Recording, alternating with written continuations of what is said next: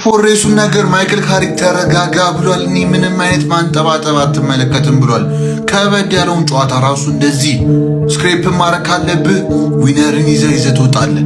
መከላከል ያለብህም ሰዓት አስጨንቀህ ትወጣለህ። ሂል ዲኪንሰን ከበድ ያለ ስቴዲየም እንደሚታወቀው ሁዲሰን ፓርክ ወደ ሂል ዲኪንሰን እንደመጣ ይታወቃል። ኤቨርተን በዚህ ዓመት እና ከበድ ያለ ጌም ነበር ለማንቸስተር ዩናይትድ ወደ ቶፕ 4 ለመመለስ ያለው ፍጊያ ላይ እና 48 ነጥብ ያስቀምጠዋል። ይህን 1-0 ማሸነፋቸው ተከትሎ ሰይጣኖች ውስጥ አጧጡፉት። ዛሬ ብቸኛ ቪዲዮ ልክክሏቸው ሄደው ኮፒንግ ያደረጋችሁ አጧጡፉት። ሀሳባችሁ ኮሜንት ላይ ያስቀምጡልኝ። ከቼልሲ ከሊቨርፑል እና ከማንቸስተር ዩናይትድ ሁለቱን ቲም ምረጡ ውስጥ ቶፕ 5 ውስጥ የሚሳተፉትም ማለት ምናልባት አስተን ቪላ ይወርዳል የሚል ነገር አለ። ሶስቱም ይገባሉ ምትሉ ኮረም ቪላ ወርዶ እናንተ ሀሳባችሁ ኮሜንት ያስቀምጡልኝ። ፕላስ ምልክቱ መጫ እንዳይረሳ። ወደ ቪዲዮ እንቀጥል። ቼልሲዎች እንደሚታወቀው ከበርንሊ ጋር አንዳቻ መጣቸው ተከትሎ 45 ነጥብ ላይ ይቀመጣል። ሊቨርፑል ደግሞ በመነፋነፍ ከኖቲንግሃም ጋር 3 ነጥቡን ይዞ ወጥቶ 45 ተቀምጧል። ሊቨርፑልም እያነፈነፈ ነው ቀስ በቀስ። እስቲ የቶፕ 4 ሬሱ እንደቀጠለ ነው። ማን ቶፕ 4 ውስጥና አይ ቢሊቭ እኔ ከማየው ነገር ያው ኢንግላንድ ኮፊሽንቱ ከፍ ስላለ 5 ቲም ይገባሉ ቻምፒየንስ ሊግ ውስጥ ተብሎ የሚገመቱ ቀጣይ ዓመት ላይ ያው መጥፎ ፎርም ካላሳዩ ከዚህ በኋላ ስለዛ 5 ቲም ሰው የሚገባው ቶፕ 5 ላይ ማን ይጨርሳል? ስለዛ ከዩናይትድ ከቼልሲ እና ከሊቨርፑል ሁለታቸው ብቻ ነው ቻምፒየንስ ሊግ ውስጥ የሚሳተፉት። ምናልባት ሁሉም ሊወጡ ይችላሉ፣ ግን እንደዛ እንኳን አይመስለኝም። ሁለቱ ግን ግዴታ መሳተፋቸው ስለማይቀር ማን ይሳተፋል የሚለው ኮሜንት ላይ ማስቀመጣችሁ እንዳረሱ። ወደ ጨዋታው ገባ ብለን ስንመለከት ግን ማንቸስተር ዩናይትድ ዛሬ ትንሽ ያው ማል ሜዳውን ባትል እንግዲህ ነዲሳ ጋናጌ ረበሽ አርጓቸው ተጨንቀው የተጫወቱበት ጨዋታ ነበረ። ነገር ግን ኤቨርተኖች በተረጋጋሚ ከባባድ ሙከራዎች ቢያደርጉ ሴን ላመንት ዛሬ ነቃ ባለ ሁኔታ ሁሉንም ኳሶች ቅልብ እያደረገ መጥፋት ምንም የለም ቅልብ እያደረገ ሲይዝ ነበር። ዲፌንሱ ያስፈለገበት ቀን ነበረ እና ዩናይትዶቹም አሪፍ የጌም ኮንትሮል አድርገው ካሪክም እንግዲህ የሰራው ነገር ጸድ ነው ብዬ ነው የማስበው። ከቅያሮቹ ጨምሮ ሴስኮን ቀይሮ አስገብቶ ሴስኮ ካለፉት 4 ጨዋታ 3 ጨዋታዎች ላይ የመጨረሻውን ጎል ማስቆጠር ችሏል። ከፉልሃም ጋር የነበረው ጎል ትዝ ይላችኋል 93ኛው ላይ ኦልሞስት ከዌስትሃም ጋር 95ኛው ላይ ከእንደገና ዛሬ ደግሞ ዊነሩ ከኤቨርተን ጋር ማስቆጠር ችሏል። ከባድ ስራ ላይ ነው ሴስኮም ያለው። ዮከሬስም ወጥሯል። በዛ በኩል ታውት ፕሪሚየር ሊጉ ተጣጥፏል። ደቃ ደንገጥ በል እየተባለ ነው። ማንቸስተር ዩናይትድ ቀያይ ሰይጣኖቹ የሚሰሙት ጉድ የለም። ቶፕ 4 ላይ እንቀላቀላለን። ቶፕ 5 አንፈልግም። ቶፕ 4 ነው የተጫወተ ያለው። የካሪክ አስደናቂ ፎርም ቀጥሏል። ካለፉት 6 ጨዋታ እንደሚታወቀው 1 ድሮ ብቻ ነው ያለበት። ማንቸስተር ዩናይትዶች የቶፕ 4 ሬስ እንደነገርኳችሁ ቶፕ 4 ላይ ጨርሰው ነው መገላገል የሚፈልጉ። ሴስኮ ማሰልፈኝ የሚል ቁጣ ነው ያሳየ ያለው በይሳት ያለው ፎርም እና ያው የማንቸስተር ዩናይትድ ጌም ማናጅመንቱ ጨምሮ ቅድም እንደነገርኳችሁ ማይክል ካሪክ ላይ የሰራው ስራ በጣም አስደናቂ ነው። ምናልባት ምን ሰውዬ ፐርማነንት ሊውላ ለማቆየት የሚያስብል ፎርም ላይ ነው ያለውና ይህን እስከ ሲዝኑ ማለቂያ ድረስ ይቀጥሏል የሚለው ቅድም እንዳልኳችሁ ኮሜንት ላይ ማስቀመጣችሁ ዳሮስ ቀጣይ እስከነገናኝ ተለመደው ኦናናን ባየ አይናችን ግን ሰላሜንስ ነኒ ወገን ኧረ በስመ አብ ይሄ ልጅ እኮ ነው እያጨሰን ያለው።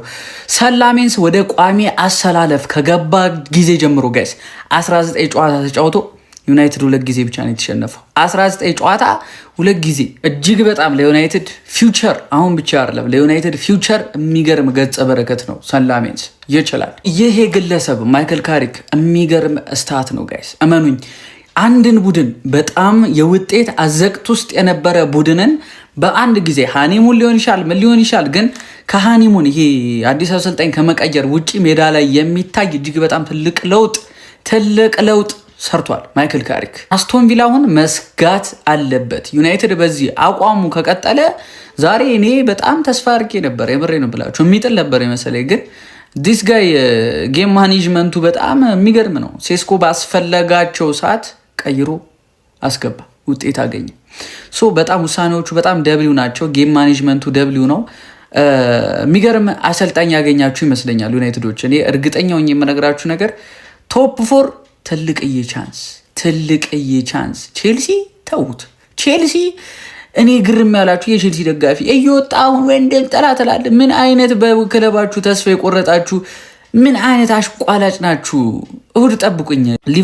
ምናልባት ሊቨርፑል አሁን እያንሰራራ ነው። ሊቨርፑል ካልሆነ በስተቀር ሌላ ቡድን የሚይዙ አይመስለኝም ዩናይትድን ኢቨን ቶፕ 3 3 እና 4 የማግኘት ትልቅ እድል አላቸው። ሻራውቱ ማይክል ካሪክ። ይህ ሰው ባይኖር ዛሬ ምን ነበር የሚወጣል? ሴላመስ ማለት ነው። ከጉር ነው የወጣን በረኛ ወጣልን ነው የሚባሉ ዛሬ በቃ ወጣልን ማለት ነው። ሴላመስ ከጨዋታው በኋላ ምን እንዳለ እኔ እነግራችኋለሁ። እናንተ ኮሜንት ላይ በሴላመስ ፎቶና እንዲሁም ደግሞ በጭብጨባ ታደምቁታላችሁ። ኮፒ ሊንክ አድርጉት ማለት ነው። ሴላመስ ከጨዋታው በኋላ ኮርናውን የጠበቅነው ነገር ነበር። ኮርና እንደሚያደርጉ እናውቃለን። ትልቅ ፈተና ነበረ። እሱን ግን ተወተን በብቃት አልፈኗል። ሌላ የብቃት መለኪያ ነበር ሲልም ተናግሯል። እንዲሁም ደግሞ አሁን ላይ ለዚህ ክለብ እንደምበቃና ለዚህ ክለብ ምቹ እንደሆንኩ ለዚህ ክለብ ደግሞ ልክ ሆንኩ ተጫዋች እንደሆንኩ አውቃለሁ። ለዛም ነው ወደዚህ የመጣሁት። እኔ ብርታት ለራሴ እየሰጠው መቀጠል ነው የምፈልገው። አርሰናልን እንዲሁም ደግሞ ሲቲን፣ አስቶን ቪላን መከተል ነው ከዚህ በኋላ የኛ ስራ ሲል እንግዲህ ሴላመስ ተናግሯል ማለት ነው። የጨዋታው ኮከብ ነው ጋይስ። እስኪ ኮሜንቱን አስጨንቁት ማለት ነው። ይህ በእንግሊዝ ፕሪሚየር ሊግ ማንቸስተር ዩናይትድ ኤቨርተንን 1-0 በማሸነፍ አራተኛ ደረጃ ላይ መቀመጥ ችሏል።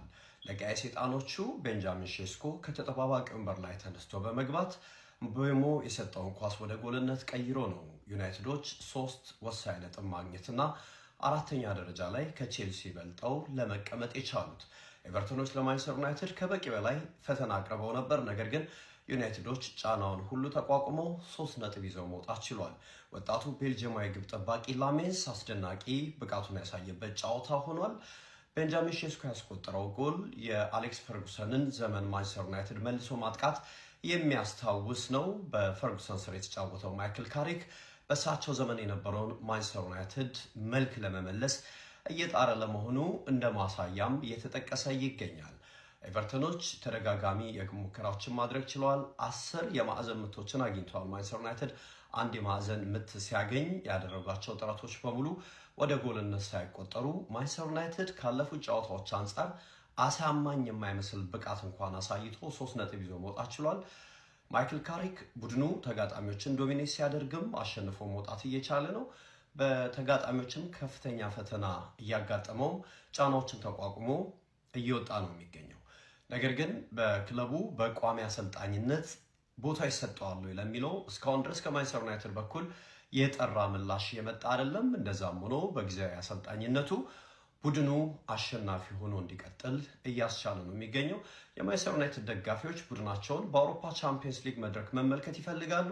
ለዛ ደግሞ ወሳኝ የሚባል እርምጃውን ዛሬ አድርጓል። ማንቸስተር ዩናይትድ በአራተኝነት ደረጃ አንተ አንድሪ ኦናና የምትባል በረኛ ናና ላመንስ የሚባል በረኛ ምን አይነት ኳስ ነው?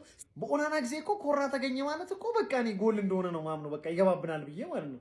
ላመንስ ምን አይነት ክሊን ነው የሚያደርገው? ምን ፓንች እያደረገ የሚያወጣቸው ኳሶች ማለት ነው። እና ዛሬ ለውጤቱ ትልቁን ክሬዲት መውሰድ ያለበት ላመንስ ነው።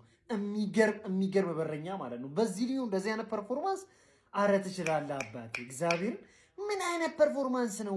ጽድት ያለ ፐርፎርማንስ ማለት ነው ዛሬ ያሳየው ላመንስ እና ማን ኦፍ ዘማች መሆን ያለበት ተጫዋች ነው ዛሬ ከአሉት ከ11 ለኔ ላመንስ ማን ኦፍ ዘማች ነው። በቃ ትችላለህ አባቴ። በዛ ላይ ደግሞ መረጋጋቱስ በፍጥነት ኳስ እንዲሰጣቸው ይፈልጋሉ፣ ግን ተጫዋቾቹን ፕሬሸር ውስጥ ላለመክተት የሚያደርገው ጥረት በቃ እንደዚህ አይነት እድሜ አትጠብቁምና ይመቻቡ። በቃ ዛሬ የሚገርም ፐርፎርማንስን ያሳያችሁ። ተቸግረንም ቢሆን 3 ነጥብ ይዘን ወጥተናል። ኮፒ ሊንክ ሼር ማድረግ እንዳይረሳ። ይመቻችሁ።